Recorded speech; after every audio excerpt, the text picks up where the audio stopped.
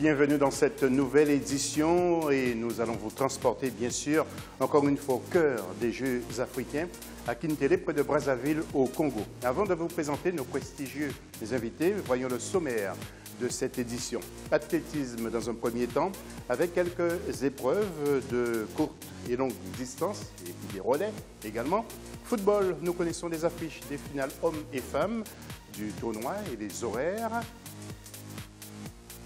Et enfin, du basket, la lutte est furieuse sous les paniers. Nous nous rendrons justement sur le parquet pour quelques beaux gestes. Nos invités, tout d'abord Gilbert Horoko Atiki, responsable d'organisation du football et de l'athlétisme au sein du COJA. Bonsoir monsieur. Bonsoir. Nous avons également avec nous Louisette Toby, ancienne athlète camerounaise. Bonsoir madame. Bonsoir. Et puis monsieur Aziz Daouda, directeur technique à la Confédération africaine d'athlétisme. Bonsoir monsieur. Bonsoir José. Et puis monsieur Lamine Diak, ex-président de l'IAF. Bonsoir monsieur le président. Bonsoir. Athlétisme avec quelques images et commentaires de différentes épreuves pour la une du Club des Jeux. Athlétisme donc, différentes épreuves de sport paralympiques sont également à l'honneur pendant ce 50e des Jeux africains. La finale du lancer de javelot catégorie masculine et demi-finale de la course de vitesse des 400 mètres des malvoyants se sont déroulées ce 16 septembre. Notre reportage a été assuré par Olive Adjakotan. Regardez. Marcio Miguel Fernandez du Cap-Vert a remporté la médaille d'or de l'épreuve masculine de lancer de javelot en handisport ce mercredi 16 septembre 2015 au stade de l'Unité à Brazzaville. Il a réalisé un lancer de 50,91 mètres grâce à une bonne technique et surtout une meilleure préparation. Le Cap-Verdien est suivi du Nigérian Gbolohan Olaya qui a pu atteindre 41,91 mètres et l'Algérien Ougour qui a réalisé 39,95 mètres. Je détiens le record africain en lancer de javelot. J'ai déjà remporté une médaille d'argent dans la dernière compétition mondiale de notre discipline et je suis arrivé ici pour décrocher l'or. C'est fait et j'en suis satisfait. La demi-finale de la plus longue distance chez les malvoyants a tourné en faveur du Namibien Ananias Chikongo. Il a couru les 400 mètres en 23,30 secondes, devançant son seul adversaire du jour, l'Angolais Chamoleya, de 103 centièmes. On a pu noter les absences du Kenya et de la Côte d'Ivoire, dont les athlètes n'ont pas effectué le déplacement. La finale sera très disputée car il y aura de sérieux adversaires. Je dois améliorer beaucoup de choses pour m'imposer durant cette course. Je dois surtout minimiser la pression.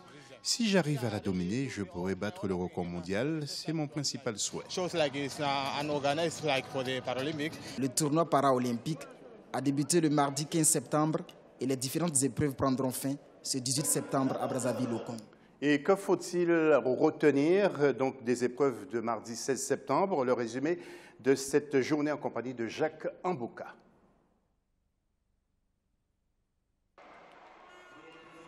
Les séries de finales de diverses disciplines d'athlétisme aux 11e Jeux africains de Brazzaville se sont poursuivies ce mardi 15 septembre au stade de l'unité du complexe sportif de la Concorde. En 3000 mètres steeple dames, avec des chronos respectifs de 9 minutes 51 secondes 30 centièmes et 9 minutes 51 secondes 94 centièmes, les Éthiopiennes Sophia Sefa et Iwot Oyalen ont remporté les médailles d'or et d'argent. La médaille de bronze est revenue à Puraiti Cherotich du Kenya qui a mis 9 minutes 52 secondes 54 centièmes. En 4 fois 100 mètres relais dames, ce sont les Nigérianes qui ont remporté la course en 43 secondes 10 centièmes. Nous avons gagné, c'est une bonne chose et c'est ce que nous sommes venus faire. Nous avons terminé en première position, nous sommes réellement contentes. En 100 mètres et dames, c'est la Nigériane Amusan Oluwatobila qui a remporté la médaille d'or en 13 secondes 15 centièmes. Ma stratégie a été de m'entraîner à donner plus de tonus au mouvement entre mes jambes et mes bras. Aujourd'hui, je l'ai parfaitement appliqué. En relais 4 fois 100 mètres hommes, l'on a enregistré une belle performance des Ivoiriens. Les coéquipiers de Ben Youssef ont remporté la médaille d'or en 38 secondes 95 centièmes. Les séries de finales d'athlétisme aux 11e Jeux africains se poursuivent au stade de l'unité du complexe sportif de la Concorde.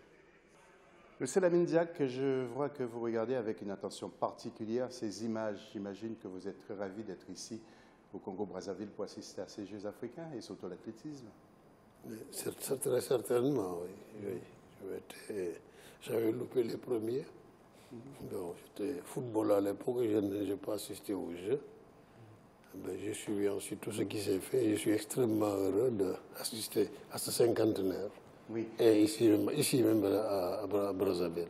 On vous appelle le vieux lion sans être péjoratif et vous venez de quitter la scène internationale à l'IAF. Et on dit que vous ne regrettez pas beaucoup, mais sans doute votre regret, c'est de ne pas avoir pu organiser des championnats du monde sur le continent africain. Bon, je n'en avais pas fait un objectif. J'ai toujours dit et répété que bon, si j'en avais fait un objectif, je l'aurais atteint. Mais je pense que les championnats du monde d'athlétisme coûtent cher. C'est quand même une compétition qui coûte entre 50 et 60 millions de dollars. Bon, comment dirais-je, au pays qui l'organise. Et c'est une compétition qui se fait sur 9 jours. 9 jours pendant lesquels il faut remplir un stade, matin et soir, avec différentes épreuves. Ce n'est pas un match de football. Alors, donc, je n'avais pas fait un objectif. Mon objectif majeur était de faire en sorte que l'athlétisme s'universalise et que surtout il touche les jeunes. Comme ma génération, nous étions d'abord des athlètes avant d'être quoi que ce soit d'autre. Et ça tend à disparaître. Donc ça, je crois qu'on va y arriver. Et c'est ça qui était majeur pour moi par rapport à organiser réellement les championnats du monde. Oui, nous revenons vers vous tout à l'heure, mais Louisette Toby, vous avez été ancienne athlète. Qu'est-ce que ça vous fait de voir les épreuves? Et vous étiez dans quelle spécialité? Dites-nous tout. Ben, moi, j'étais une sprinteuse, 100 mètres plat, 100 mètres haies. Et l'athlétisme, c'est ma vie, c'est ma passion. J'ai eu la chance de ne pas beaucoup traîner après ma reconversion. Je suis toujours là-dedans. C'est un grand plaisir que d'être ici à Brazzaville à ces Jeux du cinquantenaire. Voilà. Et oui, alors justement, quelles sont vos activités aujourd'hui? Ben, aujourd'hui, à Brazzaville, je suis là comme membre de la commission athlétisme de l'Association internationale de presse sportive, parce qu'avec le nouveau président, il a un certain nombre de projets et il nous a demandé un petit travail, donc je suis en train de le faire pour le compte de la commission. Bon, dans la vie, je suis professeure d'éducation physique et sportive au Cameroun. Je suis responsable au ministère des Sports et de l'Éducation physique. Donc, très belle reconversion. Monsieur Atiki, est-ce qu'il y a eu des couacs jusqu'à présent en football, mais surtout en athlétisme? Parce que l'ex-président de l'IAF est là et j'imagine qu'il doit regarder avec attention ce qui se passe alors. Effectivement, vous savez, ce n'est pas rien. Organiser les championnats ou bien les Jeux africains d'athlétisme. J'ai en charge donc le football et l'athlétisme. C'est vrai, toute œuvre humaine ne manque pas de couacs, mais nous partons pour que tout rentre en ordre et c'est ce que nous avons pu faire. Je crois que ça se passe assez bien. Ce n'est pas à moi finalement de dire le dernier mot, c'est aux athlètes qui sont arrivés des pays, ils peuvent apprécier, mais sinon nous mouillons le maillot pour que la fête soit belle. Oui. Alors, Monsieur Aziz, vous êtes là en tant que directeur technique de la Confédération africaine d'athlétisme. Quel est votre constat? Est-ce que vous avez déjà fait un premier rapport? Non, disons que dès le premier jour, dès donc la première matinée des compétitions, on s'est rendu compte qu'il y avait d'abord une participation massive assez importante. C'est le record carrément de participation à ces Jeux. Jamais les Jeux africains n'ont connu autant d'athlètes. Puis la qualité aussi des athlètes qui sont présents. Beaucoup de ceux qui étaient à Beijing, donc au championnat du monde, sont là. La qualité des performances réalisées aujourd'hui, il y a eu des performances quand même de niveau mondial sur certaines épreuves, des athlètes de niveau mondial qui ont donné le mieux de ce qu'ils pouvaient en cette période de la saison, juste après les championnats du monde, et qui nous ont gratifié d'un spectacle sportif très important. Mais je voudrais juste rebondir sur votre question au président Diack. L'Afrique n'a pas organisé de championnat senior, mais sous la présidence de M. Diack, l'Afrique a organisé les championnats du monde de cross 2 fois, l'Afrique a organisé une Coupe du Monde 2 fois, l'Afrique a organisé les championnats du monde des cadets. Donc il y a eu beaucoup de manifestations justement sous l'impulsion du président Diack en Afrique. Et beaucoup d'autres programmes qui qui ont fait que l'athlétisme africain a atteint le niveau qu'il a atteint aujourd'hui, de voir le Kenya devancer les grandes puissances et se classer première des championnats du monde. C'est au compte de M. Diack. Cette réalisation-là est au compte de M. Diack. Tout à fait. Nous allons revenir sur l'athlétisme dans quelques instants. Nous enchaînons avec le handball, avec quelques infos en images. Les matchs tels que Nigeria-Angola chez les hommes, 23-21. Regardez ces buts des Nigérians, ensuite qui étaient très heureux donc, en célébrant cette victoire. Et ce jeudi 17, il y aura les demi-finales chez les hommes, bien entendu. Et puis nous allons enchaîner dans quelques petites secondes avec les femmes également. Je pense que nous allons voir les images avec les femmes qui ont joué également. Donc, et puis là, nous assistons au match Égypte, justement, avec ces images. Égypte contre RDC. Et regardez ce grand garçon. Il est ceinturé par plusieurs joueurs donc, de RDC. Regardez ça un peu. Voilà. Alors, Monsieur Diack, je reviens vers vous. 15 années passées, donc vous êtes parti à 82 ans de la tête de l'IAAF. Vous auriez pu continuer encore? Non, aucune chance. Je continue, j'avais prévu d'arrêter en 2011. Donc, il y a 4 ans. Ouais. J'avais décidé, parce qu'il y a 4 ans, j'avais déjà 35 ans de vice-présidence et de présidence de l'IAAF. Maintenant, nous sommes à 39 ans, ça suffit. Ouais. J'avais décidé d'arrêter et j'avais même désigné mes successeurs il y a 9 ans. Ouais. Voilà. Et Sébastien Coe, c'était l'homme qu'il fallait, selon vous?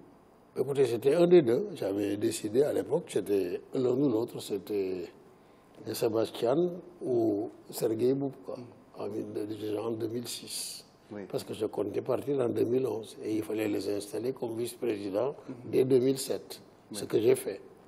En 2011, heureusement ou malheureusement, certains collègues m'ont convaincu que le centenaire de l'IAAF, c'était en 2012, que sur les 100 ans, j'aurais été président ou vice-président 36 ans, que j'avais été à la base de toutes les innovations majeures et que je devais venir à célébrer ce centenaire plutôt que d'y être un invité. Alors, oui, et autre chose aussi, vous avez été triple sauteur, vous avez couru pour la France, vous avez été maire de Dakar, vous avez été parlementaire, donc tout en étant français, mais vous avez servi votre pays, ça c'est extraordinaire. Ah ben, je me trouve être né français. Je suis né en 1933 où j'étais colonie française. Donc j'ai été français jusqu'en 1960 pendant 27 ans. Bon, je n'ai pas porté les couleurs, l'uniforme militaire, mais j'ai concouru donc sous les couleurs françaises. J'ai porté le maillot de l'équipe de France. J'aurais dû participer aux Jeux Olympiques de 1960 sous les couleurs françaises, puisque le Sénégal n'avait pas de comité national olympique. Malheureusement, je me suis blessé en jouant au football. J'étais athlète, mais j'étais davantage un joueur de football. D'accord. Voilà. Louisette Toby, vous, le sprint a beaucoup changé. Ça va beaucoup plus vite à votre époque. Vous réalisiez combien de temps sur la distance? 11,50. C'est ça mon record personnel. Ouais. Voilà. C'est quand même pas mal, vous courriez très vite, quand même. Oui, c'était il y a 23 ans. Non, le sprint évolue. Vous savez, les techniques d'entraînement s'améliorent, les conditions de vie des athlètes s'améliorent, et puis les entraîneurs s'informent, se forment. Donc, aujourd'hui, la base du sprint, par exemple, c'est la musculation. Au niveau de la musculation, les techniques ont énormément évolué. Mais bon, les records ne suivent pas trop. On constate plutôt un nivellement de valeurs, c'est-à-dire qu'aujourd'hui, ce sera plus surprenant de voir une Ivoirienne être championne du monde devant une Américaine. Ce sera plus surprenant parce qu'on a les mêmes techniques, on s'entraîne avec les mêmes méthodes. Mais au niveau de l'Afrique, ce qui a changé, c'est qu'il y a quand même une montée de l'engouement. Tout à fait. L'athlétisme n'est plus le petit sport. On peut gagner sa vie en faisant de l'athlétisme. Par rapport à quand je vois l'évolution, moi, aux Jeux Olympiques 92, quand on regarde, et les Jeux Olympiques de 2012, c'est le jour et la nuit. Donc, il y a quand même une évolution importante. On vous retrouvera un peu plus tard dans cette émission. Monsieur Aziz Daouda, quelle est votre politique, vos perspectives pour l'avenir? C'est de faire en sorte que les Africains soient égaux avec les Américains? Non, mais sur les distances d'engagement. Disons que nous venons de très loin, parce que l'Afrique, vous voyez, le président Diack, vous parlez des années 60, etc., quand les Américains étaient déjà au sommet de la hiérarchie mondiale, l'Afrique n'existait presque pas.